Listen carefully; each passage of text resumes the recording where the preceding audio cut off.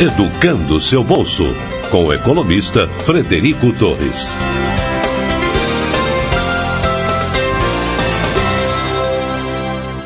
Olá, seja bem-vindo a mais uma edição do podcast do Educando Seu Bolso. Estou aqui hoje com o Flávio Rabelo, que é da Quero Bolsa, para a gente ter uma conversa bem legal sobre carreiras, sobre profissões, sobre educação, né, educação superior, cursos profissionalizantes, cursos de línguas e como é que é possível facilitar o teu investimento na sua carreira, como é que é possível financiar, obter um auxílio financeiro, saber que faculdade escolher, conseguir validar o teu investimento. Acho que vocês estão aí nas vésperas de ter uma próxima meia hora bem interessante de conversa com o Flávio, a quem eu já aproveito e peço que se apresente ao mesmo tempo que eu agradeço pela presença. Flávio. Obrigado, Frederico. Bom dia, boa tarde, boa noite aos ouvintes, né, dependendo da hora que você esteja escutando. Eu sou, como o Frederico falou, sou Flávio Rabelo, sou diretor de serviços financeiros aqui da Quero Educação. Nosso principal produto é o Quero Bolsa, que é um marketplace de ensino superior, básico e que a gente chama de lifelong learning, né, que seriam cursos livres de maneira geral, como idiomas e tudo mais. Então, se você está interessado em buscar algum tipo de educação, pode entrar lá no www.querobolsa.com.br e você vai encontrar lá o curso que é melhor para você. Legal, Flávio. Vamos começar então, cara, falando um pouco sobre profissões, né? Com essa pandemia, a gente está vendo uma mexida no mercado de trabalho, a gente tem podcasts recentes, inclusive, falando sobre desemprego, sobre recapacitação, empregabilidade.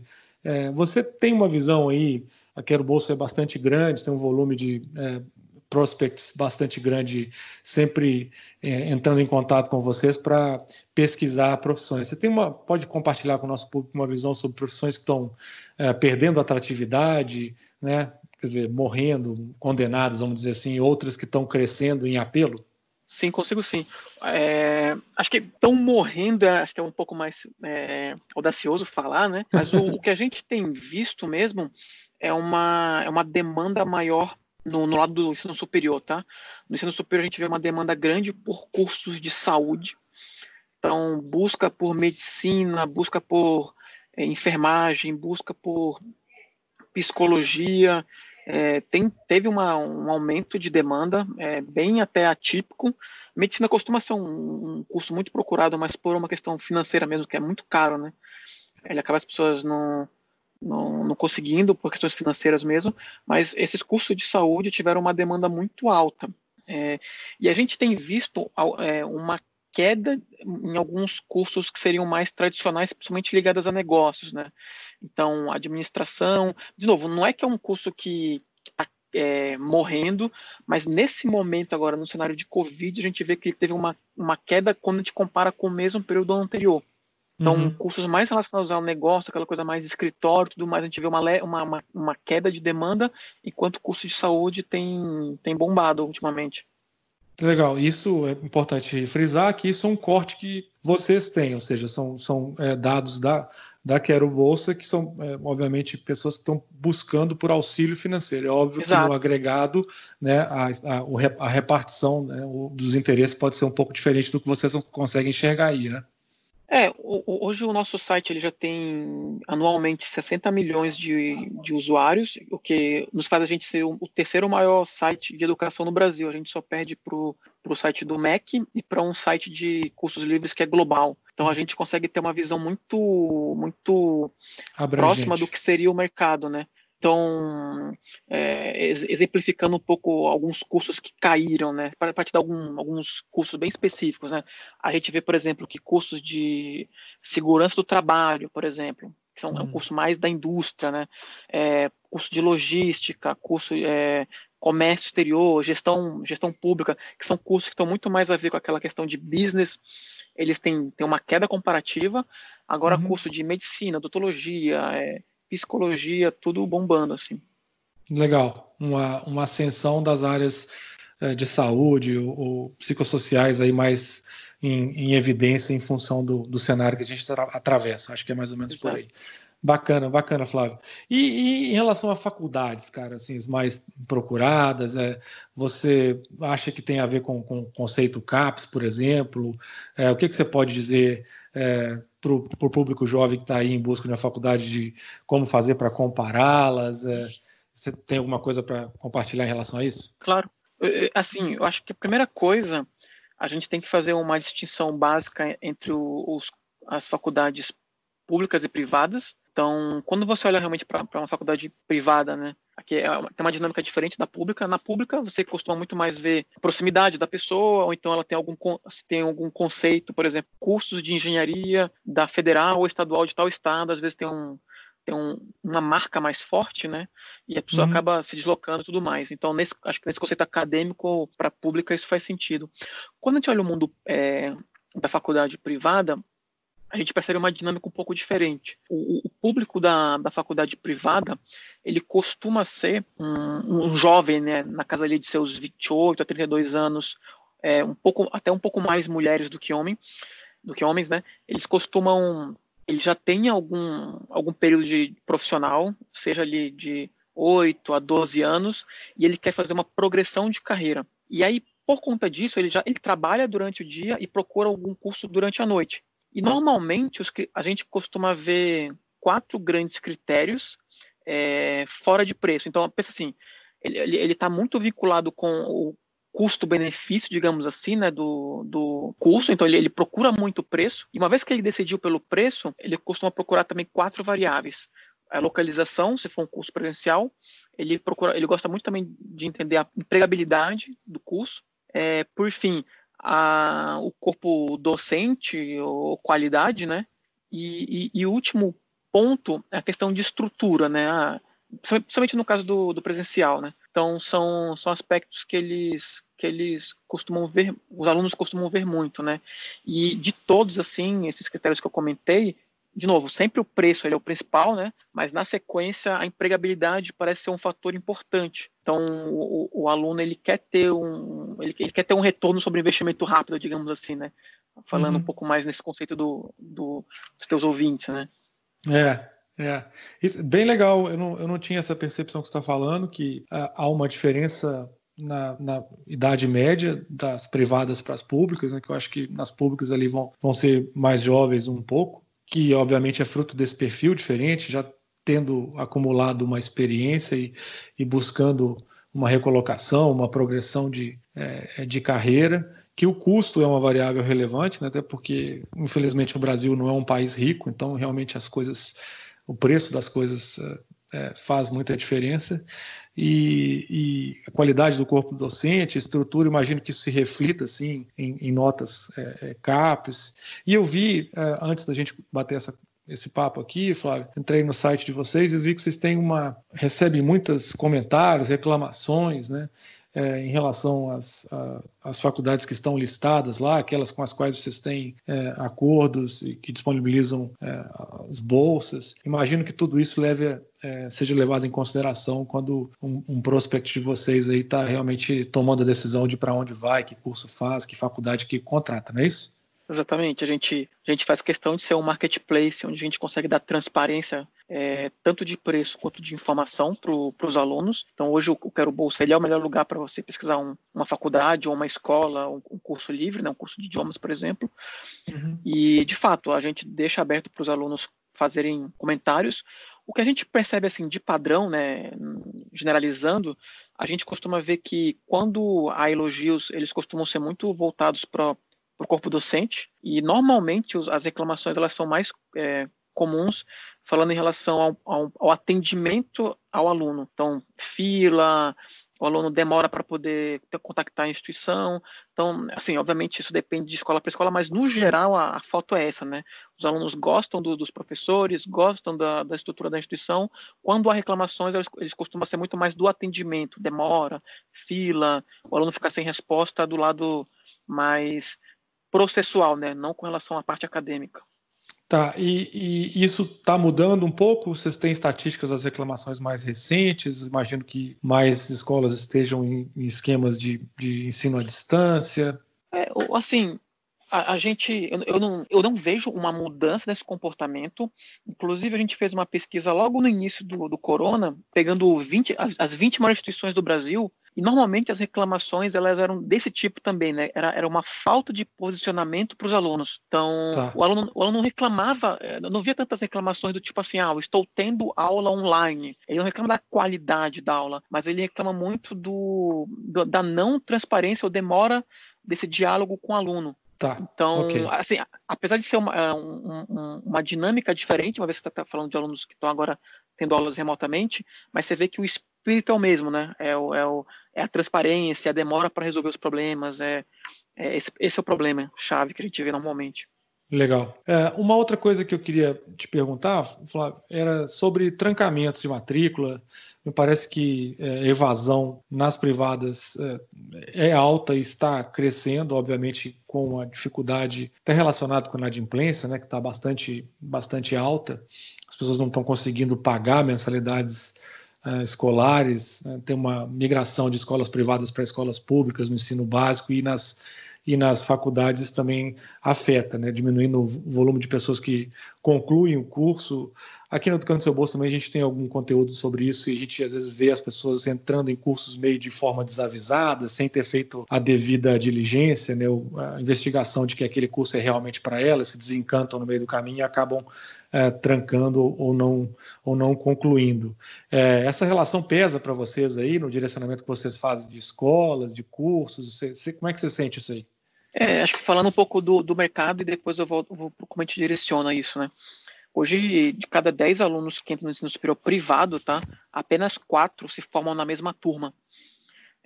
Dos 6 restantes, 2 mudam ou de curso ou de faculdade, e os 4 que sobraram, né, eles realmente evadem e não voltam a estudar, pelo menos não em curto prazo.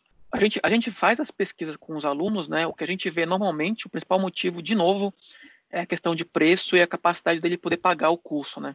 Existem outros fatores, né, questão de conciliar o tempo dele, né? Às vezes ele pensa que conseguiria trabalhar e estudar e não consegue. Tem uma questão também acadêmica, ele não consegue acompanhar as aulas.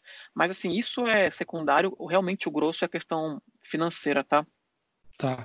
Então, assim, acho que a partir do momento que a gente traz a informação de preço e qual é o fluxo de pagamentos para o aluno, eu acho que a gente consegue endereçar muito essa questão que é a principal causa de evasão, entendeu? A gente vê muito mais por essa ótica, assim. Até porque a gente não vê tanto problema de evasão por um aspecto de ele não se conseguiu se encontrar ou não, ele não teve, ele não se adequou ao curso, né? Isso existe, mas é minoritário na prática, né? E mesmo isso, a gente também passa informação no nosso marketplace.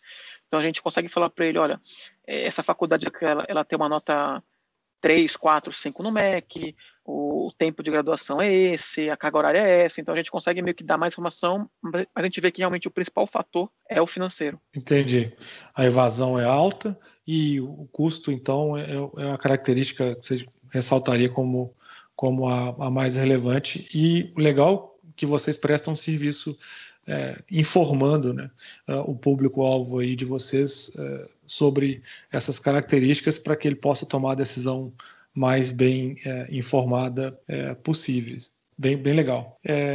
Uma outra coisa que eu queria saber também, Flávio, como é que você comentou aí mais cedo sobre retorno sobre o investimento, né? Como é que o potencial aluno pode fazer uma análise desse tipo, né? Qual que é o retorno sobre o investimento que eu vou fazer em educação superior? Ou seja, vocês também auxiliam os candidatos com avaliações dessa natureza? A gente não tem uma calculadora, né, do retorno sobre investimento, né, o famoso ROI, mas acho que de maneira prática, como é que os ouvintes podem se preocupar, né? Como é que eles podem avaliar isso, né? Acho que a primeira coisa é, uma vez que eu tenho uma decisão da carreira que eu estou querendo prosseguir, né, cursar, eu consigo ver qual seria a média de salário daquela carreira. Então acho que esse é um bom alvo, né, para você usar como parâmetro. E uma vez que eu tenho aquela média em mãos, eu consigo ver qual seria os meus ganhos mensais versus o que eu tenho hoje, né? Então, vamos dar um exemplo aqui. Eu quero fazer um curso, por exemplo, de jornalismo, e eu sei que, na média, na minha região, um jornalista ganha, digamos, R$ 1.500, e hoje eu ganho 700. Então, eu sei que quando eu me formar, posso demorar ali talvez 3, 4, 5 meses para me posicionar, mas uma vez que eu esteja me posicionado, eu tenho um incremento ali, nesse meu exemplo ali, de 700, R$ 800, depende eu queria dar um exemplo, né? Uhum. E eu vejo quanto que eu estou pagando por isso. Então, hoje, um curso de jornalismo, eu imagino que ele esteja ali na casa de talvez um presencial, na casa de uns R$ 400. Então, eu imagino que eu demoro ali, talvez 2 anos para poder pagar esse custo que eu tive no meu curso, né? E isso costuma ser um prazo bem, bem bom, assim, né? Pelo menos quando eu vejo aqui, eu vejo várias calculadoras, por exemplo, para franquias, normalmente o target, né, o alvo ali de retorno é na casa ali de entre 36 e 12 meses, né? Então costuma ser um alvo bom ali. Então, se você tem um incremento de renda de tal modo que o custo que você teve é retornado ali de 12 a 36 meses, parece ser um bom investimento. Tá, você diria que é mais ou menos por aí a média, né? Ou seja, a média de retorno sobre o investimento. Eu sei que eu não te pedi esse dado, mas não seria uma coisa 10, 15 anos, é uma coisa mais de meia dúzia de anos aí. Provavelmente esse investimento em educação, na média, óbvio, né? Casos e casos, pontos extremos, mas na média ele tende a se pagar. E, assim, aqui eu estou falando meramente o aspecto financeiro, né? Eu também estou negligenciando até então todo o aspecto do sonho, minha satisfação com aquela carreira. Então, por exemplo, às vezes eu tenho uma paixão por animais e eu quero fazer uma medicina veterinária, é um curso um pouco mais caro, né? Uhum. Tá, de repente ele vai custar mais caro, mas eu vou ter uma renda um pouco maior também, mas talvez esse meu retorno lhe demore mais. Mas se eu estou disposto a viver o meu sonho, né, eu acho que é bem plausível, né? Então, de repente, posso prolongar isso por 5, 6 anos. Um dado interessante também é que, normalmente, para uma mesma carreira, só o fato de você ter um curso superior, ele já tem um incremento de renda. Então, se eu estou numa carreira, por exemplo, eu sou técnico de segurança do trabalho, por exemplo, e depois eu tenho um curso superior, na mesma carreira, normalmente esse aumento de renda ele varia ali na casa de 50%. Então, que não é irrisório, né? Acho que não tem nenhum outro patamar, né, de especialização que você consiga fazer, que você consegue ter um incremento tão rápido, né? Imagina, tô no meu trabalho, quantos anos eu teria que demorar para poder aumentar minha renda ali em 50%, né? Eu ganho 1.000, vou passar 1.500. Às vezes demora muito, né? Eu ganho 2.000, vou ganhar 3.000. Então, às vezes é um bom trampolim na situação de carreira. É curioso você falar isso, porque a gente fez um podcast recente sobre desemprego, né? E a faixa segmentado por nível de educação é onde as pessoas perdem menos o emprego, né? São nos níveis superiores, né? De faixa de educação. Então, os empregos que mais giram, né? Onde há mais demissão, menos contratação, são esses empregos menos qualificados, de menor grau de instrução. E certamente, além do sonho, o retorno sobre o investimento do ensino superior, na média, né, há casos e casos, mas ele realmente tende a ser, concordo com você, que ele tende a ser significativo. Bacana, cara. Em relação às faculdades, né, acho que está havendo uma mexida grande nesse mercado, cresceram muito, prosperou, abriu-se muita faculdade privada, nos últimos 10, 15, 20 anos, e me parece que agora está havendo um movimento de fusões e aquisições. Isso afeta para vocês de alguma forma? Você enxerga isso ou não? Eu acho que hoje o nosso site ele é muito aderente ao mercado, e o que você falou tem razão, né? Existe um movimento de consolidação das faculdades, mas ainda assim, mesmo hoje, assim, ele é relativamente pulverizado comparado com outros mercados, né? Então, a gente imagina que esse movimento que você comentou, ele deve continuar agora com essa crise do corona, principalmente porque as faculdades que são menores, elas são mais suscetíveis, né, à oscilação de caixa, então elas assim, algumas vão quebrar, então elas são é um alvo disponível para os grandes grupos, né? Sim. Agora no geral, assim, o que a gente vê na prática é que nos grandes centros você acaba tendo uma boa competição, o que é favorável para os alunos, né? Você consegue ter preços mais competitivos, e lembrando que ele é sempre uma componente, né, de preço e qualidade do curso, embora a gente saiba que para esse público o preço ele é principal, e quando a gente vai quando a gente olha a competição nos interiores por praça versus o curso, normalmente a gente não vê tanta competição. Isso é uma coisa que é até engraçada, né? É uma coisa que, quando a gente olha os dados, antes de olhar os dados, não é uma coisa tão óbvia. Mas quando você começa a pegar alguma praça um pouco menor, não precisa ser muito pequena não, mas uma cidade, sei lá, de 100 mil, 200 mil habitantes, e quando você olha um curso específico, direito numa cidade de 100 mil habitantes, costuma ter poucas opções. Então, acho que a gente tem oportunidade de conseguir trazer mais competição para esses espaços. E obviamente, isso resultaria em condições melhores para os alunos. Legal. Então, acho que se eu entendi bem, Flávio, você meio que está deixando uma certa dica aí também, né, para os estudantes ou interessados que vivem em grandes centros urbanos, é que realmente façam uma comparação mesmo, né, antes de irem para uma faculdade A ou B, né? Você tem provavelmente uma série de opções ali na tua região e você pode encontrar uma combinação de custo e qualidade acadêmica um pouco melhor do que aquela sua primeira e mais óbvia, né? Aquela que está na esquina da tua casa. Pode ser que tenha uma outra ali que não está tão longe, mas que vai te dar uma relação custo-benefício melhor. E eu acho que se for por aí, né, pela experiência que eu tive no site do Quero Bolsa, eu acho que vocês estão fazendo um bom trabalho. Se me permite, já vou te elogiar já aqui ao vivo, porque realmente vocês criaram, como você falou, um marketplace, né, um ambiente que consolida muita informação sobre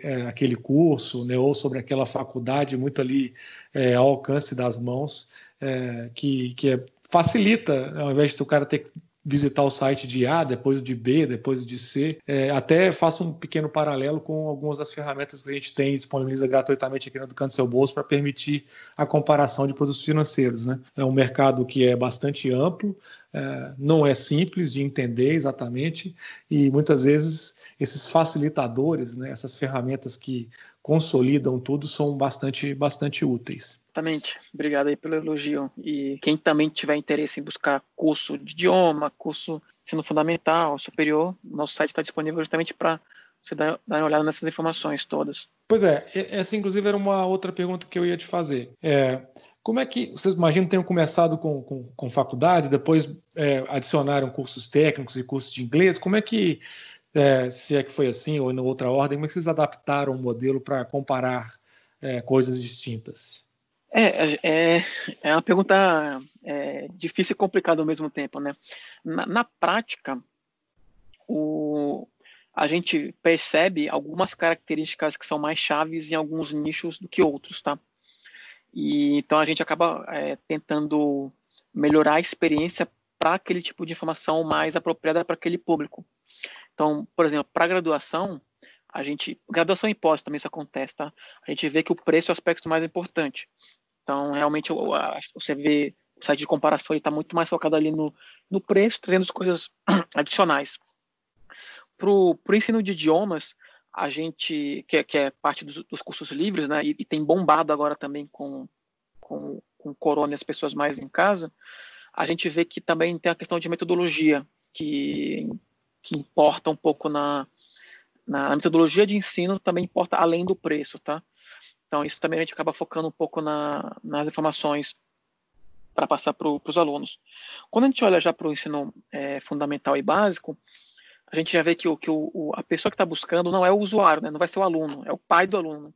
E ali, não é só preço que influencia, sendo que ele também é super importante, tá? Mas a gente também tem que trazer algum tipo de informação um pouco diferenciada. Então, de fato, acaba tendo uma experiência um pouco diferente. Ela sempre gira muito em torno do preço, mas o tipo de informação, o tipo de experiência que você vai ter que dar para cada um deles muda um pouco, tá?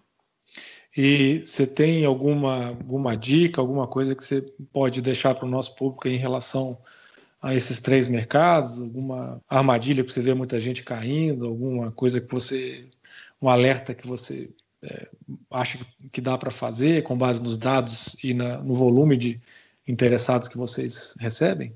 Tem uma dica mais genérica e talvez uma dica mais pessoal. Acho que a mais genérica é realmente faça uma pesquisa, veja não só o preço, veja as avaliações da instituição, veja quais são os pontos fortes, os pontos fracos, se antecipe, né, até para você não comprar no impulso, numa caixinha, como se fosse uma caixinha de surpresa ali. Acho que essa é a recomendação.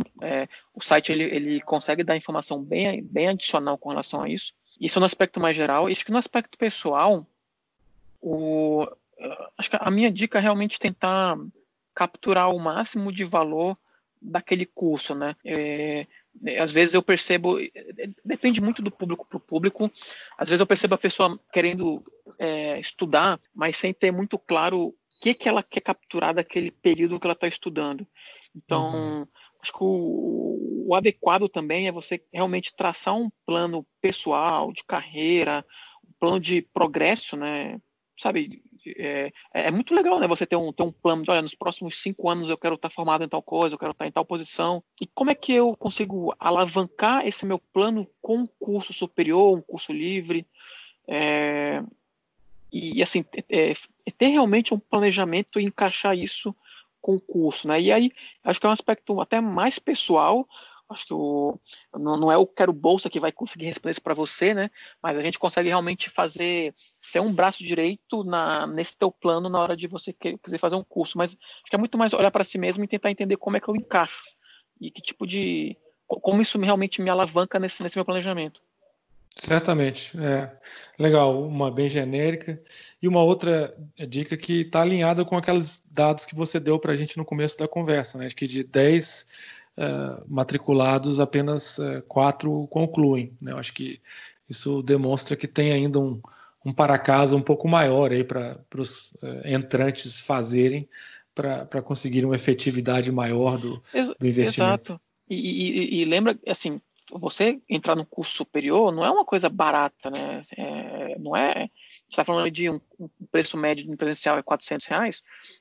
Onera, acho que e a renda média no Brasil é de R$1.700, R$1.800, puta, é pesado. Então você realmente tem que fazer um planejamento e olhar para o futuro, né? Você tem que realmente é uma montanha que a gente tem que escalar, né? Então você não vai chegar na montanha e vai escalar ela de um tiro, né? Tem que ser uma coisa planejada, tem que ser uma coisa que se você se prepare, é um sonho que você vai realizar e realmente um sonho ele não vem fácil, né? Tem que percorrer um caminho árduo, mas acho que ele vale a pena. Isso aí. Como quase tudo na vida do brasileiro é muito suado, por isso que eu fiquei feliz que vocês toparam conversar conosco, porque eu acho que realmente o trabalho que o Quero Bolsa está fazendo tá bem, bem bacana. Flávio, conversa boa, o tempo passa rápido, né? Como você me avisou, a gente já está aí batendo as portas do nosso limite de tempo. Eu teria mais diversas perguntas para te fazer aí, mas eu quero fazer uma última pergunta aí, que é em relação ao site de vocês, né? A sistemática eu considero bastante abrangente, né? O serviço que vocês prestam, o valor que vocês agregam. E a gente tem noção aqui no Educando Seu Bolso do trabalho que dá para fazer isso, muito embora a gente é bastante menor do que vocês, mas a gente tem algumas ferramentas também que buscam manter atualizado e disponível gratuitamente para o nosso público, e dá bastante trabalho manter isso, né, atualizado, permitir respostas precisas, de maneira tempestivas, né? Como é que você pode falar um pouquinho para nós como é que vocês fazem isso aí, sobre o Quero Bolsa mesmo? Você já deu alguns números no começo, mas um pouco mais de tamanho de vocês? Tá, vou tentar responder em 2 partes essa pergunta. Acho que a primeira é a questão realmente processual de atualização de informação. Acho que tem 2 maneiras de você fazer isso, né? Acho que a primeira, a gente tem uma equipe, vou chamar 2 equipes comerciais, uma mais focada na parte das instituições, outra mais focada na parte dos alunos. Então a gente consegue atualizar, principalmente informações de preço, através da equipe comercial que trata com as instituições. Então a gente tem uma equipe hoje, só nessa equipe a gente deve ter umas 35 pessoas, que é basicamente que faz o contato com as instituições. E do lado do aluno, a gente também deve ter uma equipe um pouco menor, se eu não me engano são 5 a 6 pessoas, que ficam colhendo informações muito mais focadas diretamente para o aluno de processos, tipo datas, processos, tipo de documentos. Então a gente consegue meio que alavancar isso. E a segunda parte é realmente promover, via tecnologia mesmo, quase que diria assim, uma arena, né, um fórum de informação, onde os alunos conseguem meio que trocar a experiência deles, né? Então, quando a gente faz avaliações, a gente meio que deixa aberto para os alunos conseguirem fazer isso e a gente consegue alimentar nosso ecossistema de maneira orgânica. Então, acho que esse é um bom mecanismo também que você consegue alavancar com a própria tecnologia.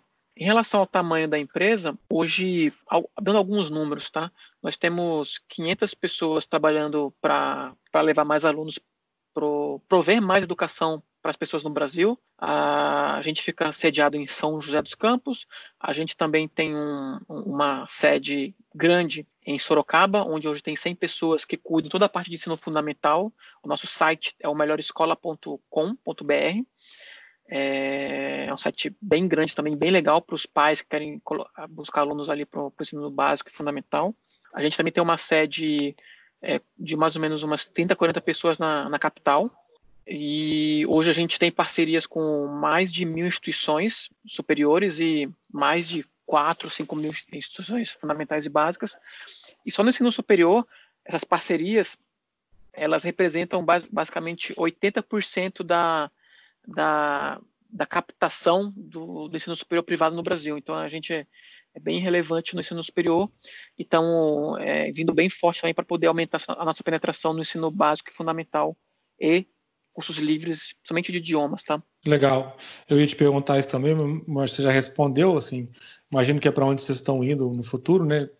Ampliar a abrangência, ir para ensino fundamental, cursos livres, realmente fazer valer o marketplace para outros segmentos de educação. E gostei também da tua resposta, onde, pelo que eu entendi, você tem uma equipe para fazer com que as próprias faculdades te forneçam dados que permitam ao Quero Bolsa dar respostas precisas e tempestivas, ou seja, como se você usasse as próprias faculdades como input, e também do rescaldo que fazem aí através dos fóruns, das opiniões e reclamações, tentando consolidar uma voz comum aí, né, e uma visão resumida e clara sobre problemas, qualidades. Acho que é mais ou menos por aí, se eu entendi bem ou não perdi muito. É por aí? Exatamente. Legal, cara.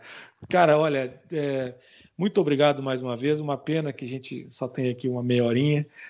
Tenho certeza que a gente podia ficar conversando aqui muito mais. Quem sabe até não façamos um episódio novamente no futuro para discutir outros assuntos e perguntas. Só quero te agradecer mais uma vez a participação e deixar aberta para suas considerações finais, se você tiver alguma. Que isso, eu que agradeço, Frederico. Acho que é uma oportunidade legal para a gente mostrar um pouco do que a gente faz. E acho que mais importante do que o que a gente faz é realmente trazer a concretização dos sonhos para os alunos que realmente a gente precisa. O nosso país é um país pobre, pelo menos pobre financeiramente, né? Mas a gente é bem rico em vontade.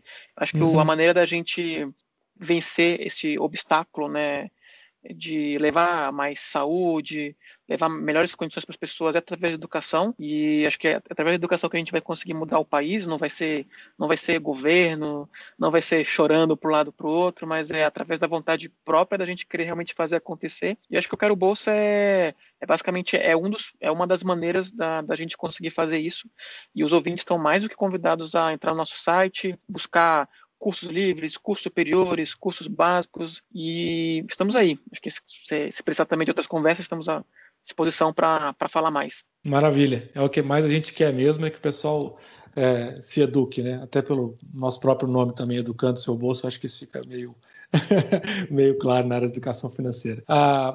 Muito obrigado mais uma vez. Aproveito para dar pedir ao nosso público que reclame, diga o que não gostou, diga o que gostou, compartilhe, diga sobre o que vocês querem que a gente fale nos próximos episódios. Como eu já falei aqui várias vezes, o objetivo do nosso podcast é levar a vocês as informações cada vez mais pertinentes aos problemas que vocês têm para resolver e estão tendo dificuldade. Um grande abraço para o Flávio, até a